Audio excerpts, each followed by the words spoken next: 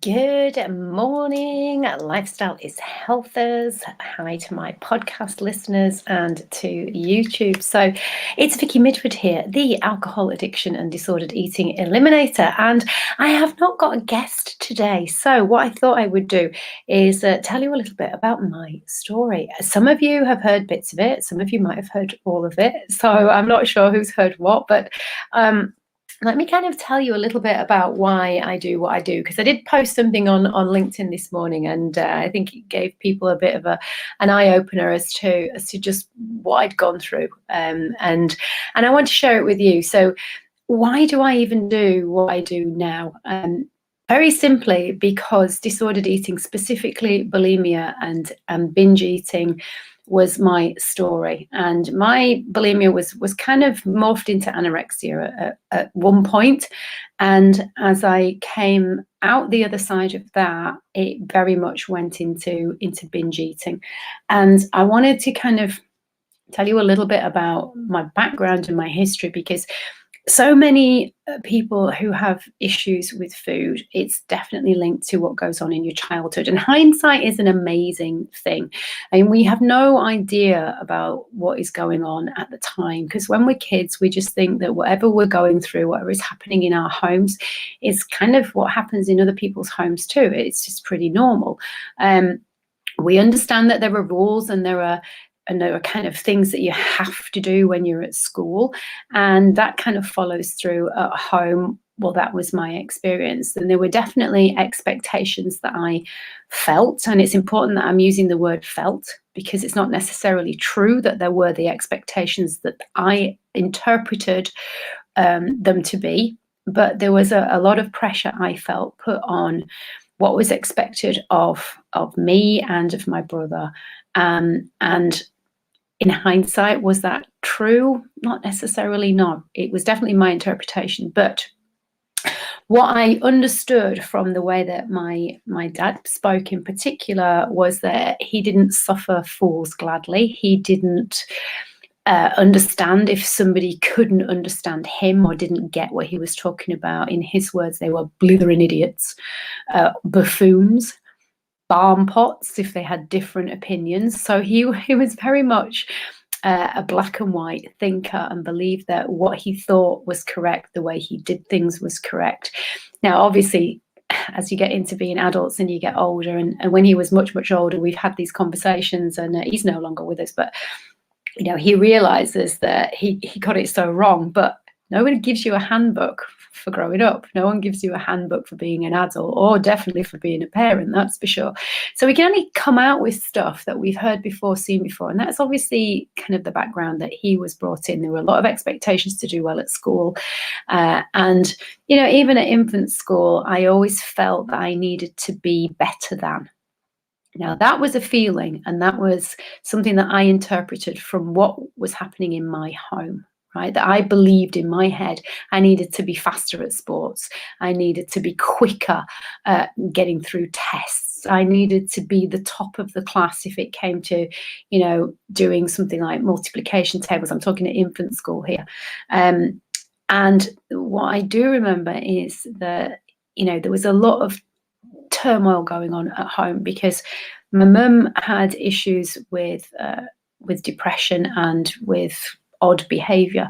And it wasn't so much when I was at infant school, to be honest. I can't remember it. It came more to a head when we were at secondary school, that I can remember. But when I look back, did my issues with food start when I was a little kid? Yeah, they absolutely did. And do I now suspect that it had a massive amount to do with me having my tonsils out and a lot of sore throats and tonsillitis prior to that, and hence a lot of antibiotics? Absolutely, there is a huge link. But back then, nobody knew that gut bacteria imbalance could cause serious disorders when it came to food. I now know that that was when it all kicked off, and I started to eat the wrong kinds of foods and became, in my own little head then as a kid, addicted to them. Once I started eating crisps, I couldn't stop. Once I started eating sweets and sugary food, I couldn't stop. Now, obviously, if those were the foods that I was eating after I'd had my tonsils out and pretty much all of my gut microbes had been wiped out with the amount of antibiotics I'd been on over the years for recurring tonsillitis, plus the anesthetic, my gut microbiome was shot. And suddenly here I was feeding it crap, which meant that all of the gut bacteria that love those foods would have been proliferating. And of course, there was a growing body. So the genes and the receptors will have been affected for my hormones and what have you. And I now understand why. Right, it was likely to be on the cards, if not 100%, but pretty much 95% because of that. And had I been, chosen to eat more vegetable-based foods and not been allowed to have so much of the crap and the junk, would it have been a different story? Quite possibly. Of course, I'll never know. So what I do know is that even back then, I used to look at my mum in not a great light, because I couldn't understand why she didn't seem to be doing the stuff that I thought my dad wanted her to do in terms of looking after the house. She found housework and doing all of that mundane stuff a bit of a struggle. She chose to leave work to have kids, but after me, she suffered from postnatal depression. And back then, it so wasn't as well kind of recognized as it is now. And I know if anybody's listening, I still think people really struggle to get a postnatal depression diagnosis. And even if you have got a diagnosis, well, okay, you've got a diagnosis, and now what? It's managing it that's kind of the key, and you're not necessarily given the tools or the help that you need to do that. And I know that my mum certainly wasn't. She was given medication to help her to sleep. I was taken away from her. My grandma looked after me very early on because my mum was really quite bad, and she needed to go back into hospital. So that's how bad her depression was then. And that meant that, and there is a link now between children being separated from parents early on. If any of you are interested in doing some research, if you have a look at his name's gone, Mate, it'll come to me. I'll put the link in the chat above. I was listening to it the other day. It's just completely gone. But that's the side effect, and I will just digress, as you know that I do. The fact that my short-term memory is so short is because of my issues with food, the damage that I've done to my gut, and the fact that I was so addicted to alcohol. It kills your brain cells. And you might have seen the post that I put on the research that's now been done that is actually showing that it does actually destroy white and grey matter. So yeah, my brain's been pretty much annihilated by my drinking, and I'll briefly touch on that.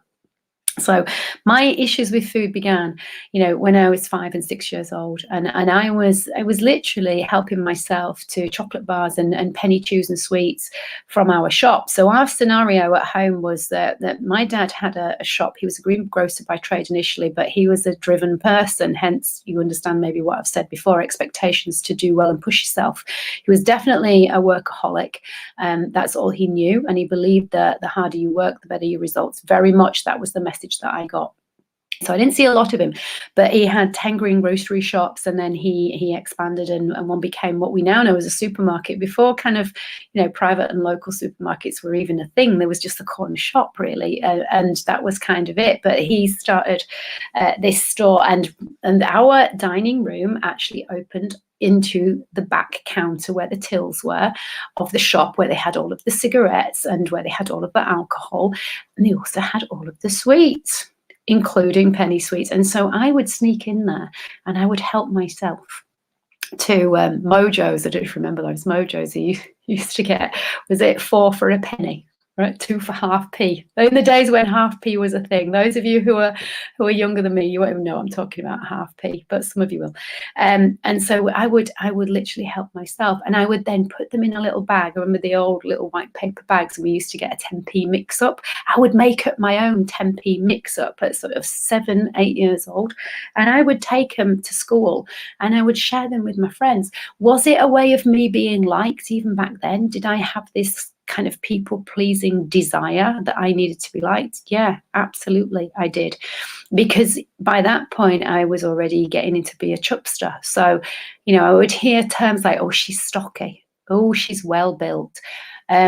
She's sturdy. All of those things, and I'm laughing now, but when you keep hearing that and you look at your friends around you, and a lot of my friends at that time were naturally very, very skinny, just really thin-limbed, thin rib-caged people, and I wasn't. I was broad. I was a big glass, and I was built exactly. When I look at my dad and his shape, I was the female version of him shape-wise, and so I knew I was different. So in my head, I had very ginger hair and I had freckles, which no one else did. So I kind of was different, but I wanted to be liked and I wanted to be the same. And of course I wasn't, but I tried my best to give people stuff. And that was the story that went through my life. I used to bend over backwards to give. And it's something that, I kind of do. I have done a lot of work on it, but I do still struggle now because I'm very much a believer of what you give out, you will get back. Power of the universe. I absolutely do believe that. But I tend to just overgive to the point where it's detrimental to me.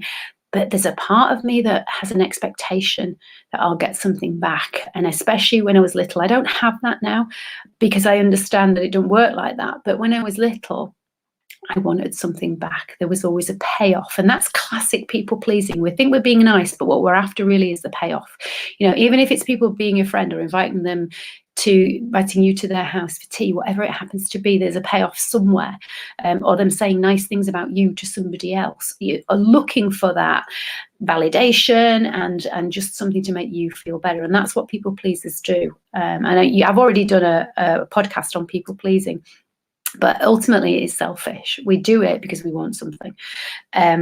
So that was how I grew up, and I would steal chocolate bars. And I remember very clearly, we had an event coming up, and it got rained off, and we were supplying all of the sweets and the chocolate for the stall that was there, and those boxes stayed in our dining room.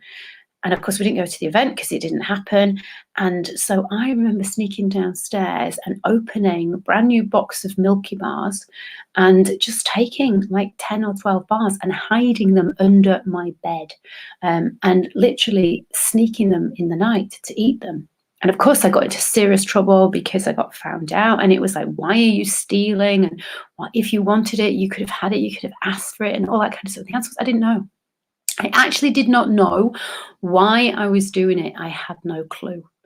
There was that compulsion and that desire to have that chocolate, and I needed it now, even back then as young as 7. Now, of course, I didn't twig then that was contributing to my body shape and my body size and why I had a little belly. But I knew that when I went to ballet class, I didn't like what I saw in the mirror when I compared my tummy to the tummies of the other girls there. My thighs touched, right, and squashed together at the top. And a lot of these girls in there had literally legs that there was no touching, there was no nothing. And you could see their hip bones at the front. And I was just fascinated because I was just like, well, why can't I see mine? Why am I different? So I already knew that I was different, even from that young age. There's no surprise, is it, that when I finally got to secondary school, and then there's so much more comparison. I was quite young, just the way that my birthday fell. So I ended up going to secondary school at 10. I was one of the youngest in my year, and I went to private secondary school, and I only just got in. And that was another kind of thing for me that was a pressure. My brother went to the same school that my dad went to. He was insistent that he wanted my brother to go. My brother was not as academically with it as perhaps I was. So there was already some comparison going on there between brother and sister. But he thought that going to that school, having the same teachers, and they were all still there, believe it or not, having the same teachers he did would help to lift him up and kind of give him, in my dad's eyes, the discipline and the push that he needed. Didn't actually work out that way. For my brother really struggled through school, but he made some great friends.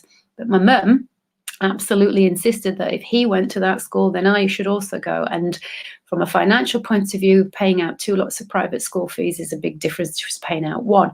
So there was an expectation already for me to get a scholarship. Now, I didn't. I got a partial one. I didn't get a full one. And I remember already that really kind of reinforced this nugget, this idea in my head that I just wasn't bright enough. I wasn't good enough. And I'd let the family down, and my dad was disappointed in me. Everybody was disappointed in me, and now I was costing him more money. And that was, something that I carried with me a lot. And I really felt so guilty about it, to the extent that in my head, the only way that I could make up for it was to somehow prove that I wasn't stupid, that I was more intelligent, and that it was just the questions on the exam. Not that it made any difference to the amount of money that they had to pay out or anything like that. But in my head, I was like, well, if I can be top of the class, and if I can show him, that it is worth him paying the fees, because I am bright and I am going to do well. And so I put that pressure on myself to achieve.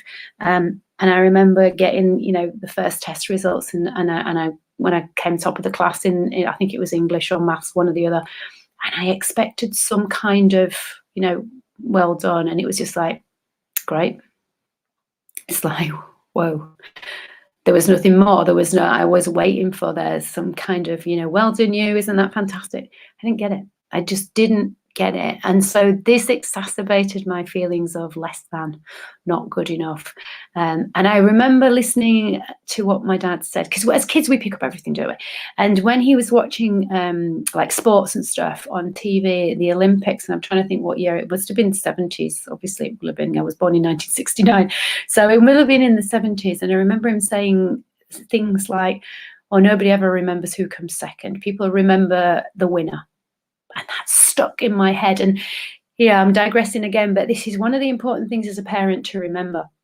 We may glibly make comments about other people or about programs or just, what we're reading on the news or what have you. And we don't necessarily realize the power of just these kind of almost throwaway comments that we come out with can have on our kids. Because obviously my dad doesn't remember saying that.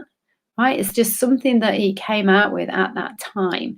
And to be fair, there's an element of truth to it. Most of us can remember who won the marathon, but most of us cannot remember who came second. Same with something like the X Factor, unless they do extraordinarily well, like some of the artists that we've seen over the years. But usually you remember the winner, and you don't remember who came second. So that did stick with me. And so it was like, being first, being top of the class is the only thing that's acceptable. So there's immense pressure that I put upon myself. And little did I know then that was fueling me turning to more of those comfort foods. And here's the kind of the craziness of how it went. My dad couldn't handle my mum's depression very well. He was quite violent physically at times, because he just couldn't handle it. And obviously there was an element of my childhood where I was walking on eggshells quite a lot, because you just didn't quite know. I didn't quite know how mum was going to be, and if I needed to protect her. And oftentimes I would do the ironing and I would do the cleaning, because I didn't want her to get into trouble for not doing it, because I didn't want it to be another reason for there to be another argument or any kind of upset because I didn't handle it well. So I was trying to protect my mum, and I was trying to study, and I was trying to be the good daughter and sort of do what I was supposed to do. But on a friendship point of view, in secondary school, I struggled outside of school. I didn't really have friends. We moved house.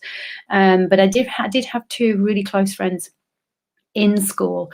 And of course, they were both much thinner than me. Naturally so, but did I compare? Oh my God, big time. And I couldn't fathom out how they could eat the amount of food that they ate and not put on weight. But one of them loved running, absolutely loved running. And I kind of wished that I could love running. So I used to try to run. And that was one of the first things that got me on the craziness of being addicted to exercise and starting on the dieting, the whole dieting rigmarole and roundabout, because we discovered the F-Plan diet. It was in at the time, and everybody decided that they were going to start following it, including me, except I couldn't seem to follow it. I just couldn't seem to do it, and I didn't know what was wrong with me. In came those feelings again of not good enough, and the whole kind of merry-go-round of the stories in my head telling myself I wasn't good enough, I wasn't thin enough, I wasn't intelligent enough. Did it start to affect my test results? Yes, I started to be third or even fourth in some, we used to have tests all the time. Every year we'd have tests to get us ready for the O levels, usually twice a year, if I recall. I think, there was kind of winter and summer exams, and I was getting, third and fourth. And one of my best friends, it was almost like this kind of, I loved my best friend, but we were also in competition with each other because we both wanted to be top in things. And often, she'd be top in one and I'd be second, and then I'd be top and she'd be second. And and I wanted to be as good as her at running. So I started to push myself and push myself and push myself to be a good runner. And for anybody who is redhead with very pale skin, you know what happens when you go running? You look like a beetroot. So we'd be running in shorts and my legs would be bright pink and my face would be literally like a beetroot. And again, I would look around and just feel so awkward and so different. And don't get me started on communal showers after sport, because that was just painful. And the reason that I wanted to share this kind of early stuff with you is because you kind of go through this, but you don't realize that all of those little things that I've spoken about, these are all of the traumas that stick with us, that we carry through, that give us an idea of who we are or who we're meant to be, of what the expectations are of us from family and from teachers, and just kind of the friends that we migrate towards. Did I migrate towards those naturally slim people because there was something for me to aspire to? Quite possibly, yes, because there were bigger people in my class, but I didn't kind of gel with them. I didn't migrate towards those people. So when you look back on it, it's interesting how our history has brought us to where we are now. But the main reason for me wanting to share this is because also I've posted in LinkedIn and in this group and on my own personal page today about ADHD and autism. And I know that we know that the incidence of diagnosed ADHD and autism is increasing. Is it actually increasing more than it ever was, or is it just that we're better at diagnosing it? I don't know, is the answer to that. But what I do know is that the medical profession, and you've heard me say this before, are not trained in nutrition, and they don't understand the links between nutrition and mental health and brain function and neurotransmitters and anxiety and all of that sort of stuff. They just don't. They're not trained in it. It's not their fault. But there is a summit that if any of you have got children or grandchildren or nephews, nieces, whatever, who have got an ADHD diagnosis or an autism diagnosis, and you're wondering if there any way that you can help to help ease things for yourself if you're a parent, or for your family if you're not, it may be worth you looking at it. Because what I didn't understand as a kid, and obviously what my parents didn't understand either, is that what we are giving to our children very much affects how they feel, how they think, how their body functions. And I explained to you about why my issue started after my operation, and lots of antibiotics for recurring tonsillitis. And there's no doubt that my gut microbiome at age 5 caused a major issue with what happened with my disordered eating. Did the separation from my mom at an early age have an effect? Gabor. I told you I would remember. Gabor Mate is the person to look for on YouTube. Yes, absolutely it did. Did the trauma of and living on eggshells and not quite knowing if my parents were going to have a big argument and blow up? Of course. But a lot of it stems from the actual food that I ate, and that physical side of things is so important. We can deal with a lot of the emotional stuff, and we can help kids with autism on a practical, how to do things differently, behavioral point of view. But we need to also look at the physical side of things, because it is so important. And for many kids, that is the missing link to them actually feeling so much better in themselves and their behavior improving, not medication. So if you are interested in going on it, I have put the post in this group, and the link is in the comments for that post. So on that note, I've been twittering on for much longer than I anticipated. It's normally 15 minutes. I think I've been talking for about 25. But I will share a little bit more of my story, perhaps on Monday. and you can see where it went from there, if you're interested. Any comments that you have, anything that you want to ask me, please do. If you want to get in touch with me because you suspect that maybe you've got kids who have got problems with their eating, or you yourself have struggled for decades and you're feeling guilty, or you're feeling ashamed that you're weird around food, or you just think you're broken or there's something wrong with your body, I can tell you absolutely you are not. There is absolutely going to be a physiological, biochemical, as well as an emotional and a mental health aspect reason why. And I'd be more than delighted to have a conversation with you if you want to speak to me. Thank you, darling. And on that note, I'm going to say goodbye and have a great Friday and a lovely weekend, whatever you get up to, and I'll speak to you really soon. Bye.